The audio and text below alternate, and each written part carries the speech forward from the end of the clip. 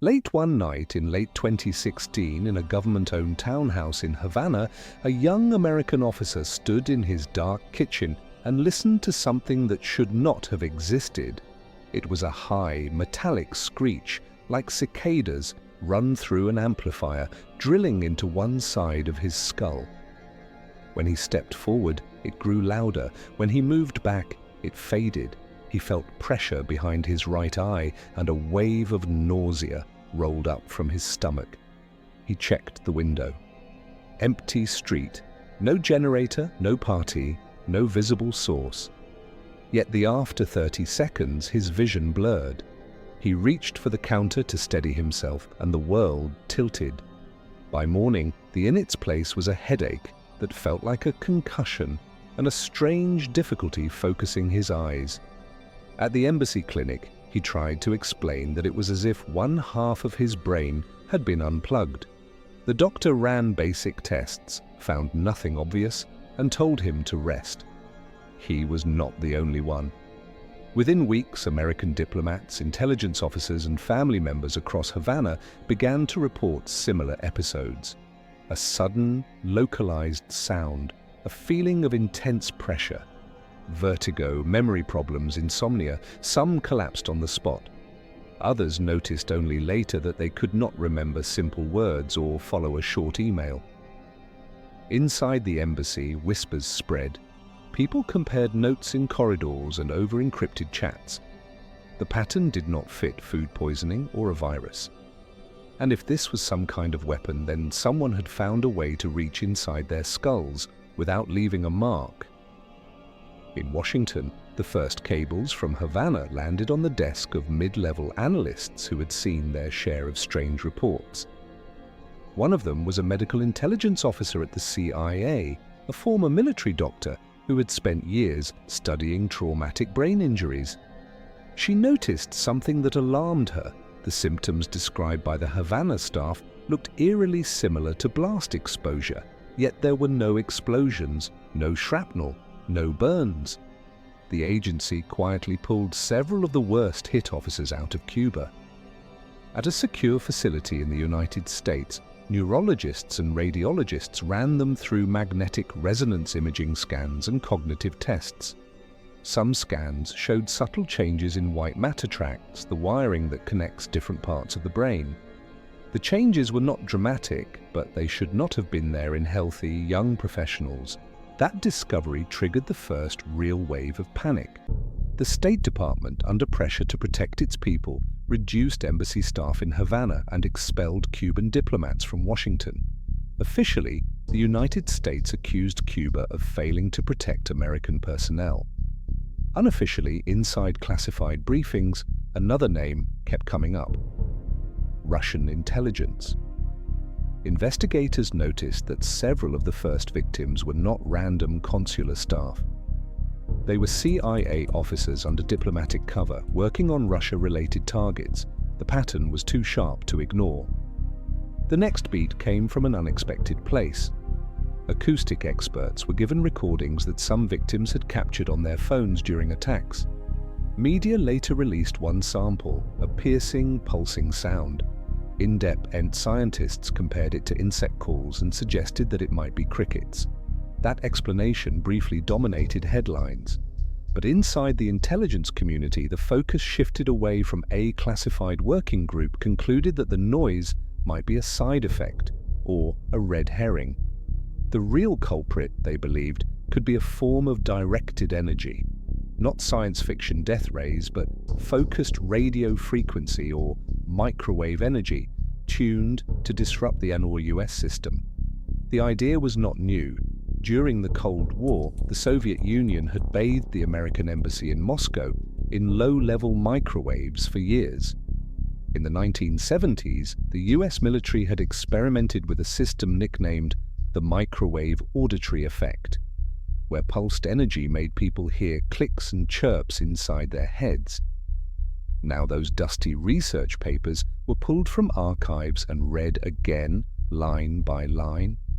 As the Havana cases grew, reports began to surface far from Cuba. A CIA officer in a Moscow hotel experienced a sudden wave of pressure and nausea, then weeks of cognitive problems. A White House staffer walking near the ellipse in Washington felt a sharp pain in her head and collapsed. Officers in China, Uzbekistan, Germany, even near US consulates in Europe described similar events. The anomaly had spread. What had looked like a localized embassy problem now resembled a global pattern, stalking American officials who worked on Russia, Iran, and sensitive technology portfolios. Inside the CIA, a special task force was created. Their job was to map every reported incident, verify details, and look for common threads. They cross-referenced hotel bookings, flight manifests, and surveillance logs. Slowly, a shadowy picture emerged. In several cities, at the same time that American officers reported attacks, small teams of known or suspected Russian military intelligence officers were in the area. Many were linked to Unit 29155 of the GRU, a clandestine group previously tied to poisonings and sabotage in Europe. Phone metadata, border crossings, and facial recognition hits placed some of these men within a few blocks of attack sites, often in rented vehicles or apartments with clear lines of sight. For the task force, this was not proof, but it was a trail. Another beat came from open-source researchers and investigative journalists. They dug into Russian procurement records, patent filings, and the of GRU officers. They found companies connected to the Russian Defense Ministry buying high-power microwave components. They found a senior officer in Unit 29155 who had published research on non-lethal acoustic weapons and neuromodulation. The pieces pointed in the same direction. Yet inside the US government, consensus fractured. The Federal Bureau of Investigation, which focused on the Havana incidents, leaned toward mass psychogenic illness. Their behavioral experts argued that stress, rumors, and fear could spread symptoms. They pointed out that no device had been recovered and that some victims had normal scans. The National Institutes of Health later released a large study that found no consistent brain damage in a sample of patients.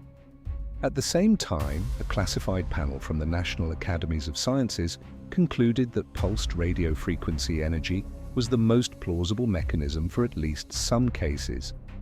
The CIA task force identified a subset of incidents with strong intelligence indicators of foreign involvement. They believed those were likely attacks. The argument became a quiet, bureaucratic war. One side warned against blaming Russia without irrefutable proof. The other side warned that by refusing to name a culprit, the United States was signaling that its people were fair game. For the officers who could no longer read a page without losing their place, or who woke each night with their heart racing and ears ringing, the debate felt abstract and cruel. By 2023, the official public line hardened. A broad intelligence assessment stated that it was very unlikely that a foreign adversary was behind most reported anomalies. Media framed it as a debunking. Inside secure rooms, the reaction was more complicated.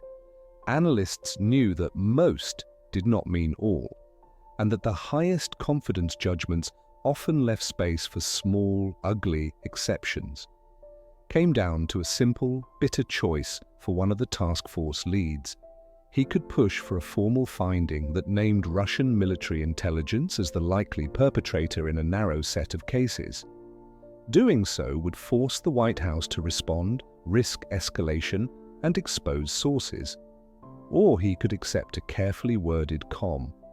The COM would protect methods, lower political temperature, and leave his colleagues in the field with the sense that if they were hunted, they were being hunted by ghosts. He chose the COM. The official report went out with cautious language, heavy caveats, and no named adversary. In private, he visited several of the worst affected officers and told them that their suffering was real, that someone had done this to them, and that the fight for recognition was not over. He watched one of them struggle to follow his words, eyes squinting against invisible pain, and understood the cost of silence in a new way. Today, the phrase Havana Syndrome has faded from most headlines. Some call it a mass delusion that spiraled out of control. Others, inside and outside government, are convinced that somewhere in a Russian lab, engineers have spent the last decade refining a portable way to reach into a human brain from across a street, and that they tested it on American spies. The files are still mostly classified. The victims still live with symptoms that do not fit neatly on any chart. And if a rival power has truly learned to wound people without leaving evidence, then the most important question is not what happened in Havana. It is who will be targeted next, and whether anyone will ever admit it. If you were in that task force lead's position, would you name the adversary and risk a new kind of shadow war, or hide the truth to a id escalation? Tell me in the comments, and if you want to go deeper into S that never make the news, hit subscribe and watch the next case